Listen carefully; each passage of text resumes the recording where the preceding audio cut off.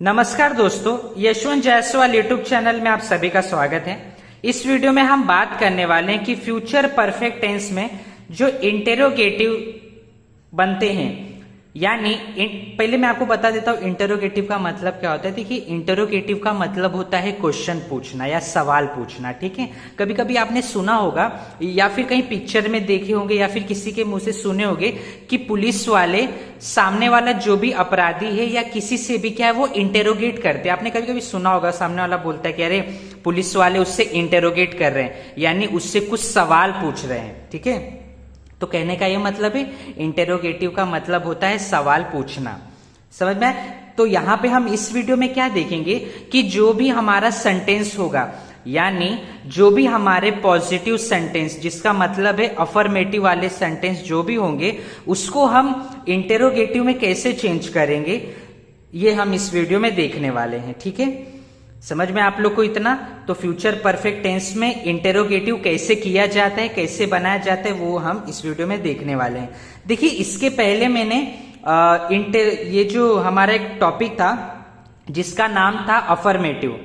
Future perfect tense में affirmative कैसे बनाया जाता है, कैसे पहचाना जाता है। ठीक है, इस सेंटेंस में अगर कोई भी इस जो टेंस है ये वाला फ्यूचर परफेक्ट टेंस में अगर कोई भी सेंटेंस आ रहा है, ठीक है, कोई भी वाक्य आ रहा है, तो उसे हम कैसे पहचानेंगे, उसे कैसे बदलेंगे, अगर वो हिंदी में है तो उसे इंग्लिश में कैसे चेंज करेंगे, ये सारी जो चीजें हैं ना, मैंने पहले की एक वीडियो में बता चुका हूं। तो उस वीडियो का लिंक मैं ऊपर आई बटन में दे दूंगा, प्लीज आप वो वीडियो देखना। मैं ऐसा क्यों बोल रहा हूं, क्योंकि वो वीडियो आप देखोगे ना तो ये वीडियो में कई सारी ऐसी चीजें हैं जो मैंने उसी वीडियो से लिया है। ठीक है, तो आपको बहुत ही हेल्प मिलेगा। ठीक है, चलिए इस वीडियो को हम शुरू करते हैं। देखो, सबसे पहले क्या करना है, हमको देखना है रूल क्या है यहां पर कि हमको अगर इंटेरोगेटिव बनाना है, ठीक है, आपको कोई सेंटेंस दिया है अफर्मेटिव का, यानी पॉजिटिव सेंटेंस। अफर्मेटिव को हम पॉजिटिव सेंटेंस भी कहते हैं। तो अगर आपको कोई पॉजिटिव सेंटेंस दिया तो उसको आप कैसे चेंज करोगे, उसके लिए देखो रूल क्या है। सबसे पहले आप क्या लगाओगे, हेल्पिंग वर्ब विल या शाल लगाओगे। समझ में आप लोग को? फ्यूचर परफेक्ट टेंस में हेल्पिंग वर्ब क्या आता है, विल हैव और शाल हैव, ऐसा आता है। लेकिन क्या होता है कि जब भी हम नेगेटिव या फिर इंटेरोगेटिव बनाते हैं तो विल और शाल के बाद में जो हैव आ रहा है ना, उसके बीच में हम क्या लगाते हैं, यहां पर खाली इंटेरोगेटिव में। हाँ, मैं सिर्फ इंटेरोगेटिव की बात कर रहा हूं, ये ध्यान से सुनना आप अभी के लिए, फिलहाल इस वीडियो में। यहां पे क्या होगा, विल शाल है और फिर हैव है, तो इन दोनों के बीच में सब्जेक्ट आएगा ऐसा। तो सबसे पहले विल या शाल लगाओगे, फिर सब्जेक्ट लगाओगे, फिर हैव आप लगाएंगे, उसके बाद वर्ब का थर्ड फॉर्म लगाएंगे, फिर हम लगाएंगे ऑब्जेक्ट। ये सारी चीजें हम करेंगे। लेकिन इस सबसे जरूरी चीज आपको नहीं भूलना है, जब आप इंटेरोगेटिव बनाते हो तो आपको क्वेश्चन मार्क अंत में लगाना जरूरी है, यानी जो प्रश्नवाचक चिन्ह है। हिंदी में इसे प्रश्नवाचक चिन्ह बोलते, इंग्लिश में इसे क्वेश्चन मार्क बोलते। ये आपको लगाना बहुत ही जरूरी है, क्योंकि इंटेरोगेटिव है ना, इंटेरोगेटिव यानी क्वेश्चन। ठीक है, तो आप हमको मालूम कैसे पड़ेगा, टीचर को कैसे मालूम पड़ेगा कि वो क्वेश्चन है, उसको यही मालूम पड़ेगा, तभी मालूम पड़ पाएगा जब आप उसके अंत में क्या लगाओगे, क्वेश्चन मार्क लगा दोगे। ठीक है, तो अगर इंटेरोगेटिव पहचानना है ना आपको, तो उसके दो तरीके होते हैं। एक तो एंड में उसके क्वेश्चन मार्क होता है, और दूसरा पहचान ये होता है कि जो उसकी शुरुआत है ना वो हेल्पिंग वर्ब से होती है। अगर कोई सेंटेंस की शुरुआत हेल्पिंग वर्ब से हो रही है और उसके अंत में क्वेश्चन मार्क दिया है, तो आप समझ जाओ वो क्या है, इंटेरोगेटिव है। ठीक है, तो इंटेरोगेटिव पहचानने के लिए कितने रास्ते हैं, दो रास्ते हैं। अगर आपसे कभी कोई पूछेगा कि इंटेरोगेटिव को आप कैसे पहचान सकते हो, उसके कितने तरीके हैं, तो आप बोलना दो तरीके हैं। पहला तरीका, सेंटेंस के एंड में आपको क्वेश्चन मार्क दिखेगा, और दूसरा तरीका है सेंटेंस का जो स्टार्टिंग है वो हेल्पिंग वर्ब से होगा। ठीक है, तो ये तो मैंने आपको बहुत बेसिक बता दिया, बेसिक बातें थी। अब हम अपना जो सेंटेंस है उसे बनाना शुरू करते हैं। पहला क्या है, देखिए, I shall have given the exam tomorrow. इसका हिंदी में मतलब क्या होगा, तो देखिए इसका हिंदी में मतलब होगा, मैं कल परीक्षा दे चुका हूंगा। ठीक है, अब ये जो मैंने बोला ना हिंदी में, ये जितने भी सेंटेंसेस यहाँ पे जितने भी वाक्य लिखे हैं, ये सारे के सारे पहले हिंदी में थे। इसको इंग्लिश में कैसे करा हूं मैंने, वो अगर आपको जानना है तो उसका भी वीडियो मैंने जो है बनाया है, उसका भी उसी का लिंक मैंने ऊपर आई बटन में दिया है उसी वीडियो का। तो प्लीज आप वो वीडियो देखो, आपको बहुत हेल्प मिलेगा, मालूम पड़ेगा ये चारों इंग्लिश में मैंने कैसे बनाया, उस वीडियो में मैंने आपको बताया है। चलिए, तो आप समझ गए, इसका हिंदी में मैंने मतलब आपको बताया कि मैं कल परीक्षा दे चुका हूंगा। अब इसको इंटेरोगेटिव कैसे करेंगे? देखो सबसे पहले क्या है, आप विल या शाल लगाओगे। तो देखो यहां पर सेंटेंस में आपको शाल जो है दिया है, हेल्पिंग वर्ब दिया है, तो क्या करोगे, उसको एज इट इज लिख दोगे, सेम टू सेम, जैसा है वैसा लिख दोगे। तो शाल, SHALL, शाल। उसके बाद सब्जेक्ट क्या है यहाँ पे, आई, तो लिख दोगे आई, शाल आई। अब देखो ये जो आई है ना, अगर आपका एज अ सब्जेक्ट काम करेगा तो चाहे आप उसको पहले लिखो या बीच में लिखो या फिर कहीं भी बाद में लिखो, वो कैपिटल ही रहेगा। ठीक है, तो ये आपको ध्यान देना है। तो शाल आई, उसके बाद हैव आएगा, तो शाल आई हैव। फिर उसके बाद क्या आ जाएगा, वर्ब का थर्ड फॉर्म। देखो यहाँ पे वर्ब का थर्ड फॉर्म क्या है, गिवन। ये जो गिवन है ना, इसका फर्स्ट फॉर्म क्या था, गिव। फर्स्ट फॉर्म था गिव, सेकेंड फॉर्म था गिव, थर्ड फॉर्म था गिवन। अब ये जो इसके फॉर्म्स है ना, ये भी सब मैंने पहले की वीडियो में बताया हूं। ठीक है, तो वो जो वीडियो है उसका भी लिंक, उसी का लिंक मैंने ऊपर आई बटन में दिया है। वो जो मैंने वीडियो के बारे में बताया ना, वही आपको उसी का लिंक ऊपर आई बटन में दिया हूं। तो प्लीज ना आप वो जो वीडियो है ना, वो जरूर देखो। आप वो वीडियो देखोगे ना, आपको इसमें से बहुत सारी चीजें आपको बहुत क्लियर हो जाएगी। मैं बता रहा हूं ना, आपको कुछ ज्यादा तकलीफ नहीं होगा अगर वो वीडियो देख लोगे तब। ठीक है, नहीं तो यहाँ पे क्या है, समझने में थोड़ा आपको दिक्कतें आएंगी, परेशानी आएंगी, इसलिए मैं आपको बार बार कह रहा हूं वो वीडियो आप जरूर देखो। वो वीडियो देखने के बाद ये देखोगे ना, आप बोलोगे अरे आसान है ये तो मैं समझ सकता हूं ऐसा। तो क्या हो जाएगा, शाल आई हैव, यानी आपने विल शाल में से हेल्पिंग वर्ब लगा दिया, फिर सब्जेक्ट लगा दिया, फिर हैव लगा दिया। अब वर्ब का थर्ड फॉर्म लगाओगे तो हो जाएगा given, shall I have given. उसके बाद ऑब्जेक्ट। देखो जो वर्ब होता है ना आपका, ये जो गिवन वर्ब है ना, वर्ब के बाद का जो भी पार्ट बचा है वो सारा का सारा आपका क्या हो जाएगा, ऑब्जेक्ट हो जाएगा। ठीक है, तो shall I have given the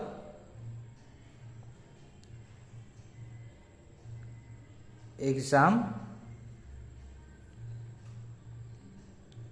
shall I have given the exam tomorrow।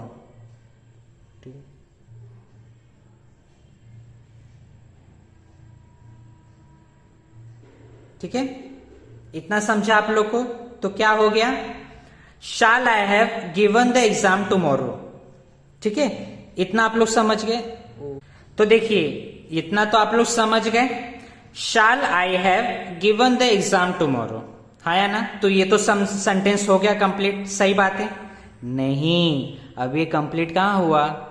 मैंने आपको क्या बोला था स्टार्टिंग में, हम इंटेरोगेटिव बना रहे, और इंटेरोगेटिव बना रहे यानी सामने वाले से मतलब जो है हम क्वेश्चन पूछ रहे, सवाल पूछ रहे।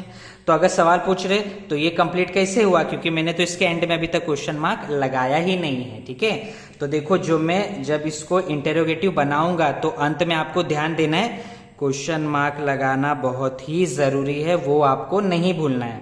तो क्या हो जाएगा, इससे देखो कैसे बोलेंगे, shall I have given the exam tomorrow. क्या बोला, shall I have given the exam tomorrow. इसका हिंदी में मतलब क्या हो जाएगा, क्या मैं, ध्यान से सुनना आप लोग, क्या मैं कल एग्जाम दे चुका हूंगा, ये हो जाएगा इसका हिंदी में मतलब। क्या मैं कल एग्जाम यानी परीक्षा दे चुका हूंगा, ऐसा। तो देखिए प्लीज जो मैं आपको बता रहा हूं उसे आप हिंदी में लिख लीजिएगा, क्योंकि क्या है मैं अभी लिख के आपको नहीं दे सकता, उतना जगह नहीं है इसके लिए। ठीक है, तो मैं मुझसे बोल देता हूं, प्लीज आप लोग उसको लिख लेना ऐसा। चलिए अब हम देखते हैं दूसरा वाला क्या है, we shall have done our project. इसका मतलब होगा हम अपना प्रोजेक्ट कर चुके होंगे, हम अपना प्रोजेक्ट कर चुके होंगे। इसे देखो कैसे करेंगे, ये भी सिंपल आसान है। सबसे पहले आप लोग विल या शाल लगाओगे, तो यहाँ पे देखो शाल दी है, तो आप क्या करोगे, शाल लगा दोगे, SHALL शाल। उसके बाद सब्जेक्ट क्या है, वी है, तो वी लगा दोगे, शाल वी।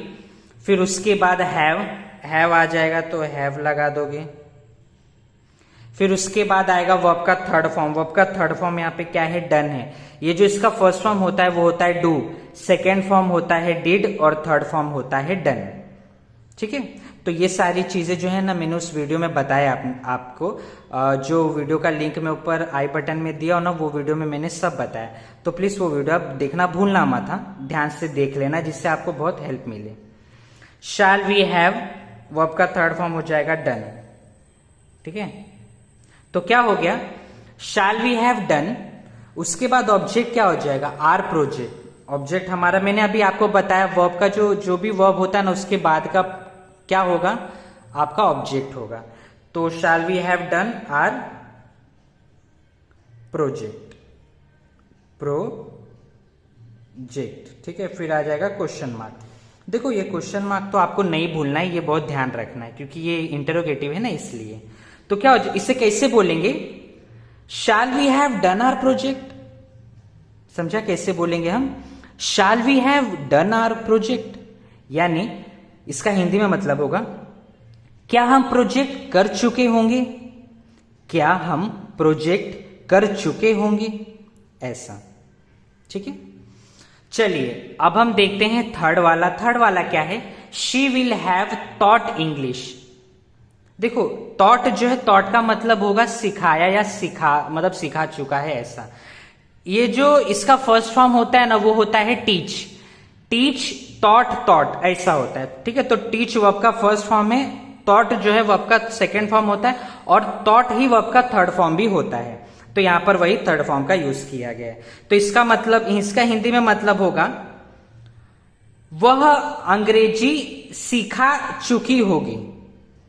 समझ में आया क्या क्या बोला मैंने, वह अंग्रेजी सीखा चुकी होगी, ये हो जाएगा क्वेश्चन का जो है हिंदी में मतलब हो जाएगा ऐसा। अब इसको देखो कैसे करेंगे, वो भी सिंपल है। आपको हेल्पिंग वर्ब क्या है, विल है तो विल लगा दोगे, आया ना, सेम टू सेम विल। उसके बाद क्या देखेंगे आप, सब्जेक्ट, तो सब्जेक्ट क्या है, शी, तो विल शी। फिर उसके बाद आता है हैव, तो आ जाएगा हैव, क्या हो गया, विल शी हैव। उसके बाद वर्ब का थर्ड फॉर्म, अभी मैंने आपको बताया थॉट क्या है, वर्ब का थर्ड फॉर्म है, तो will she have, TAUGHT, thought. उसके बाद ऑब्जेक्ट क्या हो जाएगा, इंग्लिश।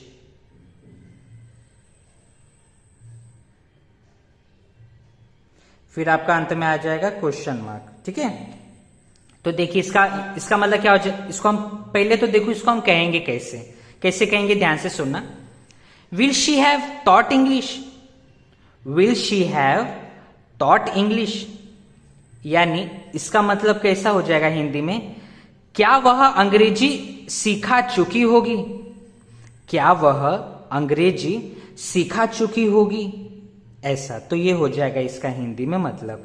अब देखिए आप लोग के अगर मन में सवाल आ रहा होगा कि क्या पेपर में इतना ही इजी देगा, तो देखिए इसका जवाब है नहीं। पेपर में आपको इतना इजी इंग्लिश में सब नहीं देगा, आपको वो पेपर में क्या कर सकता है, हिंदी में दे देगा। ठीक है, हिंदी में लिख के दे देगा, आपको उसको इंग्लिश में बदलना रहेगा, चेंज करना रहेगा। कैसे करोगे, यही रूल के हिसाब, यही रूल को ध्यान रखना, उस हिसाब से आपको करना रहेगा।